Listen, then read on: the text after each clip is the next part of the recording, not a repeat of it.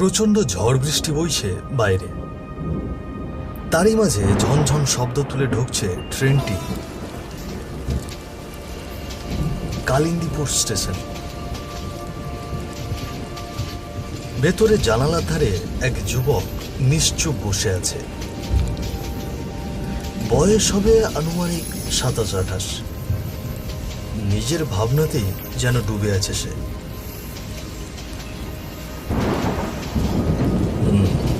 আমার নাম অনিকেত, পেশায় আমি একজন ডাক্তার। গতকালই একটা চিঠি পেয়েছিলাম, খবর এসেছে হঠাৎ আমার মেসো গুরুতর অসুস্থ হয়ে পড়েছে। তাই আজ আমি রওনা দিয়েছি কালিন্দীপুরের উদ্দেশ্যে।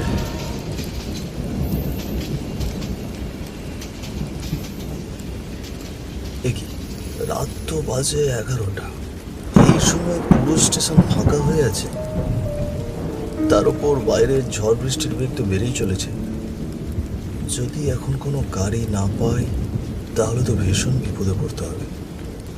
আচ্ছা, দেখি সামনের দিকে এগিয়ে যাই। স্টেশন থেকে বেরিয়ে সে রাস্তার দিকে একটু এগিয়ে গেল, কিন্তু আশেপাশে একটিও রিক্সা চোখে পড়ল না। তার মুখ গম্ভীর হয়ে চিন্তার ছায়ায় ঢেকে গেল। কি বিপদে পড়লাম! চারপাশে একটাও রিক্সা নেই। না, এই রাতে এক জায়গায় দাঁড়িয়ে থাকাটা ঠিক হবে না। চিন্তাময় মনে অনিকেত আবারও সামনের দিকে এগোতে লাগলো। চারিদিকে ঘন অন্ধকার, রাস্তার পাশে তাল গাছগুলো ঝোড়ো বাতাসে দুলছে। ঝমঝম করে বৃষ্টি নামছে, আর দূরে কোথাও উক্কা হুয়া করে শিয়ালের ডাক ভেসে আসছে।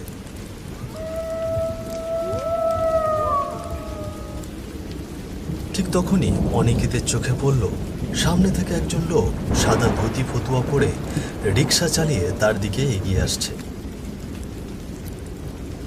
অন্ধকারের মাঝে সেই সাদা পোশাক যেন এক অদ্ভুত রহস্যময় পরিবেশ তৈরি করেছিল।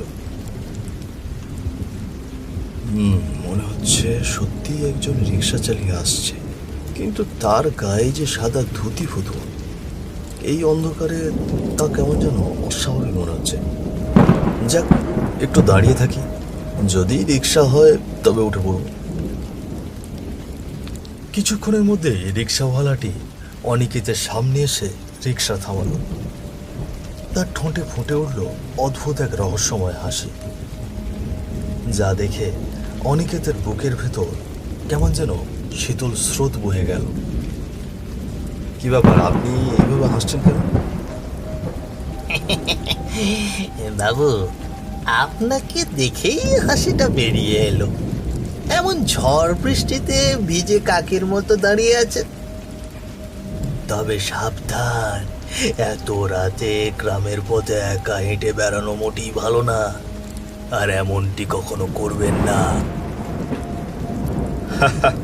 তোমরা গ্রামের মানুষও বটে, এখনো রাতে গ্রামের পথে চলতে ভয় পাও?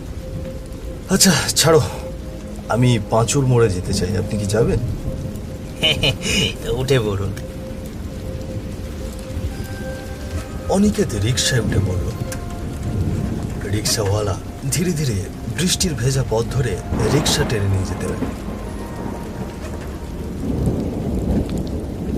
ঝড়ের তীব্রতা এখন কিছুটা কমেছে,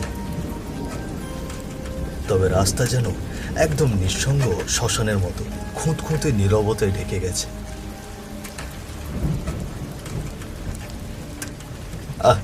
কি অবস্থা! রাস্তার পাশে একটি ল্যাম্পপোস্টও নেই, চারিদিক অন্ধকারে ঢাকা। গ্রামের অবস্থা সেই আগের মতোই পুরনো, যেন একদম অজগণ্ড গ্রাম। তার কথায় রিক্সাওয়ালা কোনো উত্তর দিলেন না, চুপচাপ রিক্সা চালিয়ে সামনে এগিয়ে চললেন। রিক্সা চলতে চলতে পৌঁছল রাস্তার পাশে এক ভাঙা বাড়ির সামনে। বাড়িটির দিকে তাকালেই চোখে পড়ে এক বিশাল খোলা জানালা। হঠাৎই অনিকেতের চোখ সেই জানালার দিকে পড়ল, আর সে দেখতে পেল একটা অদ্ভুত মেয়ের কালো ছায়া দৌড়ে গেল। ছায়ার মধ্যে শুধু বড় বড় চুলগুলোই বোঝা যাচ্ছিল। ওই বাড়িতে বুঝি কেউ আছে? আমি যে দেখলাম একটি মেয়ের ছায়া দৌড়ে যেতে। বাবু, একদম চুপ থাকুন। যা বলছি তাই শুনুন, আর কোনো কথা বলবেন না। ওদিকে একদম তাকাবেন না। রিক্সাওয়ালার কথায় অনিকেত একদম চুপ হয়ে গেল। তবে তার চোখ বলছিল সে এখনো সেই মেয়ের ছায়াটির কথাই মনে করছে। ইতিমধ্যে রিক্সা সেই জায়গা ছেড়ে পাঁচুর মোড়ের দিকে এগোতে লাগল। বাবু, কিছু মনে করবেন না, গ্রামের ওই জায়গাটা অভিশপ্ত। কেউ বলে এখানে এক ডাইনি বাস করে, আবার কেউ বলে পেতনি। সবার চোখে সে ধরা দেয় না, তবে সে আজ আপনার চোখে ধরা দিয়েছে। তাই বলি বাবু, একটু সাবধানে থাকবেন। এসব কি বলছেন? পেতনি আবার ডাইনি? আপনাদের গ্রামের মানুষদের এক সমস্যা, সাইকোলজি না বুঝে কুসংস্কার নিয়ে পড়ে থাকে। আমি তো ভেবেছিলাম ওই বাড়িতে ডাকাত টাকাত কিছু আছে, তাই তখন চুপ হয়ে গিয়েছিলাম। তবে আপনার কথা শুনে এখন সত্যি হাসি পাচ্ছে। হাসবেন না বাবু, একদম হাসবেন না। যদি আপনি এটি বিশ্বাস না করেন তবে বড় বিপদের মুখোমুখি হতে পারেন, এটা আমি আপনাকে বলে দিলাম। যাক, আমরা পাঁচুর মোড়ে চলে এসেছি। এবার আপনি নামুন, আমি আর সামনে যাব না। আপনাকে ক টাকা দেব? বাবু, 25 টাকা।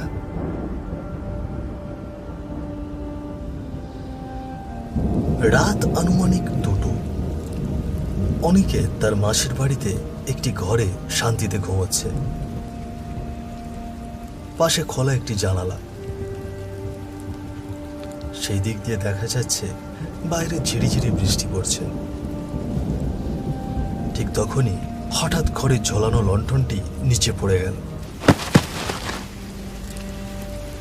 আর অনিকেতের ঘুম এক মুহূর্তেই ভেঙে গেল।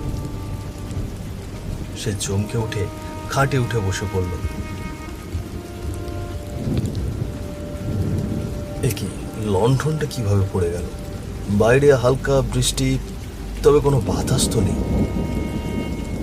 ঠিক সেই সময় যখন অনিকেত জানালার দিকে তাকিয়েছিল, বাইরে তার নজরে এলো একটি গাছের পাশে সেই মেয়ের ছায়া। ছায়াটি হাত তুলে ইশারা করছে, যেন তাকে ডাকছে। আরে এ কি? এ তো স্পষ্ট সেই মেয়েটার ছায়া। না, আমাকে সত্যিটা জানতেই হবে। কে আমাকে এভাবে ভয় দেখানোর চেষ্টা করছে? এই বলে সে আর এক মুহূর্ত দেরি করল না। বাড়ি থেকে বেরিয়ে সে গ্রামের রাস্তা ধরে হাঁটতে লাগলো। চোখ তার বারবার ওই মেয়ের ছায়ার খোঁজ করছে। এটি কে? এদিকে রাত 2টো বাজে, সেটি যেন তার মনেই নেই। এখানেই তো দেখলাম, কোথায় গেল মেয়েটি? তবে কি দৌড়ে চলে গেল এখান থেকে? ঠিক সেই সময় রাস্তার সামনে একটি মেয়ের আওয়াজ ভেসে এলো, যেন সে বড় বিপদে পড়েছে। বাঁচাও, আমি বড় বিপদে পড়েছি। এই যে আমি এদিকে এদিকে আমি। এ কি? ওই তো একটি মেয়ের আওয়াজ পাওয়া যাচ্ছে। না, আওয়াজটা তো সামনের দিক থেকে আসছে। আমার এখনই সেখানে যাওয়া উচিত। অনিকেত আর কিছু না ভেবেই দ্রুত সামনের দিকে এগোতে লাগলো। হাঁটতে হাঁটতে সে যে কখন সেই ভাঙা বাড়ির জানালার সামনে এসে পৌঁছলো তার টেরও পায়নি। আমি এখানে এখানে এই যে এই বাড়িটির ভিতরে। আমাকে এখান থেকে মুক্ত করো আমাকে। আওয়াজটি শুনে সে একদম ভাঙা বাড়িটির জানালার কাছে চলে গেল। ঠিক সেই সময় পেছন থেকে আরো একটি আওয়াজ শোনা যাচ্ছে। বাবা, অনেকে ওইদিকে যাস না বাবা, তাড়াতাড়ি ফিরে আয় বলছি, এখনই ফিরে আয়। সে এসে গেলে যে আর রক্ষে নেই।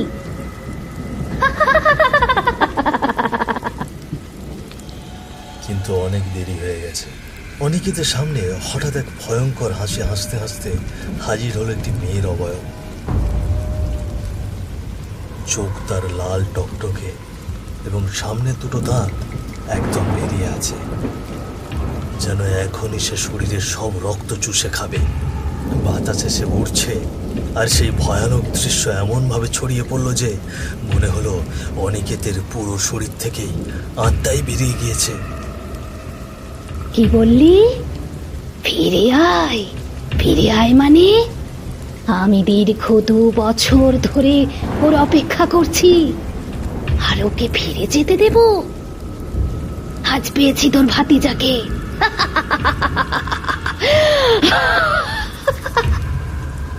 আজ পেয়েছি, পেয়েছি। এই কথা শুনে অনিকেতের মাসি কান্না ভেজা চোখে অনিকেতের পাশে এসে দাঁড়ালো। কেন রে বাবা, তুই এখানে রাতের বেলা এলি? গ্রামের কেউ এখানে আসে না রে। কি জানি কোথা থেকে এই পেতনি এখানে এসে বাসা বেঁধেছে। কোনো ডাক্তার যদি ভুলেই এই পথের কাছে আসে তো এই পেতনিটাকে মেরে ফেলে। আর আর আজ তুই নিজেই ওর শিকার। এসব কি বলছো মাসি? আমাকে কেন মারবে? আমি কি করেছি? তোর মাসি ঠিকই বলেছে, আজ তুই আমার শিকার, আর আমার মুক্তির কারণও তুই। তোর জন্যই একের পর এক ডাক্তার আমার হাতে মারা গেছে, শুধু তোর অপেক্ষায়। আজ তোকে আমি পেয়েছি, আজ আমার প্রতিশোধ শেষ হবে, শেষ হবে আমার প্রতিশোধ। প্রতিশোধ? অপেক্ষা? এসব কি বলছো? কি করেছি আমি তোমার? কি করেছিস? কি করেছিস তুই? কেন রে, ভুলে গিয়েছিস? আজ থেকে 2 বছর আগের ঘটনা।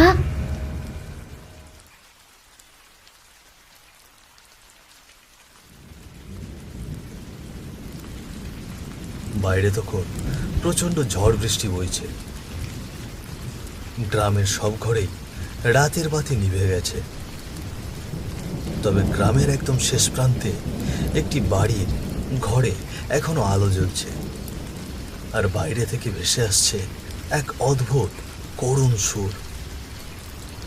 মারে, চোখটা খোল মা, শক্তি হারাস না রে মা। ও মা, পূজা।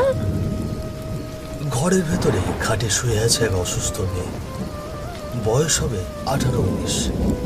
খাটের পাশে বসে আছে তার মা, চোখে কান্নার ছাপ স্পষ্ট, আর ঠিক সেখানেই নীরবে দাঁড়িয়ে আছেন মেয়েটির বাবা।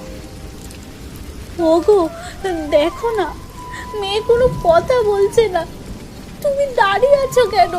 জলদি কোনো ব্যবস্থা করো, মেয়েকে হাসপাতালে নিয়ে যেতে হবে। ভেঙে পড়ো না গিন্নি, এই ঝড় বৃষ্টির মাঝে তো গাড়িও পাওয়া যাবে না। কিভাবে নিয়ে যাব মেয়েকে হাসপাতালে? শুনেছি বিমলাদির বাড়িতে তার ভাতিজা এসেছে, শহরে ডাক্তার। আমি বরং ওখানে গিয়ে তাকে ডেকে নিয়ে আসি। তাই যাও গো, তাড়াতাড়ি ডেকে নিয়ে আসো।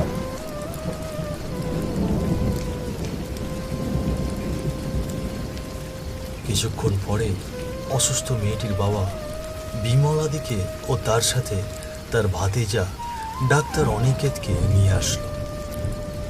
তার হাতে ছিল একটি ব্যাগ, সেখানে সম্ভবত ঔষধপত্র রয়েছে। এই যে বাবা, এইদিকে আসো, দেখো না আমার মেয়েটা কিছু বলছে না। আচ্ছা, আপনারা একদম টেনশন করবেন না, আমি দেখছি আপনার মেয়ের কি হয়েছে।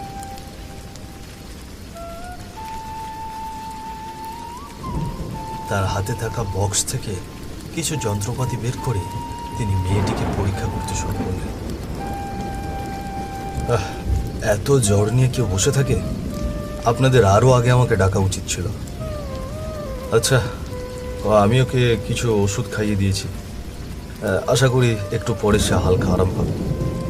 দেখা যাক কিছুক্ষণ কি হয়। কিছুক্ষণ পরে অনিকেত অসুস্থ মেয়েটি হাতের পালস পরীক্ষা করতে লাগলো। তবে মেয়েটির হাতে হাত দেওয়ার পরে কেমন জানি তার মুখ কালো হয়ে গেল। সে দ্রুত মেয়েটির নাকের কাছে হাত দিল। এ কি, মেয়েটা যে আর বেঁচে নেই, এটা কিভাবে সম্ভব? ও তো এতটা অসুস্থ ছিল না যে মারা যাবে। তবে কি আমার ওষুধে কোনো সমস্যা ছিল? না না, এখানে যদি কেউ জানতে পারে আমার জন্য মেয়েটির প্রাণ গিয়েছে, তবে তারা আমাকে পুলিশে দেবে। অনিকেত, একদম ঘাবড়ানো যাবে না। শান্ত মাথা রেখে পরিস্থিতি মোকাবিলা করতে হবে। কি হলো বাবা অনিকেত, কিছু বলছো না কেন? কি বলবো, রোগীর জীবন যখন বেরিয়ে যেতে লাগে তখনই কি আপনাদের ডাক্তারের কথা মনে পড়ে? এর আগে কখনো মনে পড়ে না, তাই না? আজ আপনারা নিজের অবহেলার কারণে নিজের মেয়েটাকে হারালেন নিজের মেয়েকে। সে আর বেঁচে নেই। না না না, এসব কি বলছো বাবা? হে ভগবান, তুমি আমার কি সর্বনাশ করলে গো! তুমি আমাকে কেন নিলে না? আমার মেয়েকে কেন? আমার আগে কেন? মেয়েটির প্রাণ এভাবেই চলে গেল, আর অজানা রয়ে গেল তার প্রাণ হারানোর পিছনে আসল সত্য। মেয়েটির মায়ের আতঙ্কে পুরো ঘর যেন কেঁপে উঠছিল। আর এভাবে তুই নষ্ট ওষুধ দিয়ে আমার জীবনটাকে শেষ করে ফেললি, আমাকে মেরে ফেললি তুই। আর সবার সামনে গোপন করে নিজের করা অন্যায় চাপা রেখে দোষ চাপিয়ে দিলি আমার বাবা মায়ের ওপর। আর কি ভাবলি তুই বেঁচে যাবি? দেখ, আজ আমি তোর সেই হিসাব মেটাতে এসেছি। আজ তোর জীবনের শেষ সময়। ছি রে বাবা, তুই এত বড় অন্যায় করে সেটি এত বছর ধরে গোপন রেখেছিস। সেদিন যদি নিজের ভুলটা স্বীকার করে মাপ চাইতিস, তবে আজ এমন মুহূর্ত দেখতে হতো না। মাসি, আমি ভীষণ ভয় পেয়েছিলাম গো। তুমি আমাকে এর থেকে বাঁচাও, এ যে আমায় মেরে ফেলবে। কি বললি? তোর মাসি তোকে বাঁচাবে? তোর মৃত্যু এখনই আমার হাতে হবে। তুইও বুঝবি মৃত্যুর যন্ত্রণা কি। অবয়বটি তার লম্বা হাত এগিয়ে দিয়ে অনিকেতের গলা শক্ত করে ধরল এবং তার ঘাড় মটকে দিল। এরপর অবয়বটির হাতে অদৃশ্যভাবে একটি তলোয়ার আবির্ভূত হলো, আর সেটি দিয়ে জোরে এক কোপ দিল অনিকেতের। মুহূর্তে তার শরীর থেকে মুন্ডুটি আলাদা হয়ে গেল, আর শরীর পড়ে গেল মাটিতে। এই দৃশ্য দেখে তার মাসি সেখানেই জ্ঞান হারিয়ে ফেলল। ভুল চিকিৎসা করে অন্যের জীবন আর নষ্ট করবি? নে, আজ তোর জীবনও আমি চিরতরে শেষ করছি। শেষ শেষ আমার প্রতিশোধ শেষ। এখন আমারও মুক্তি।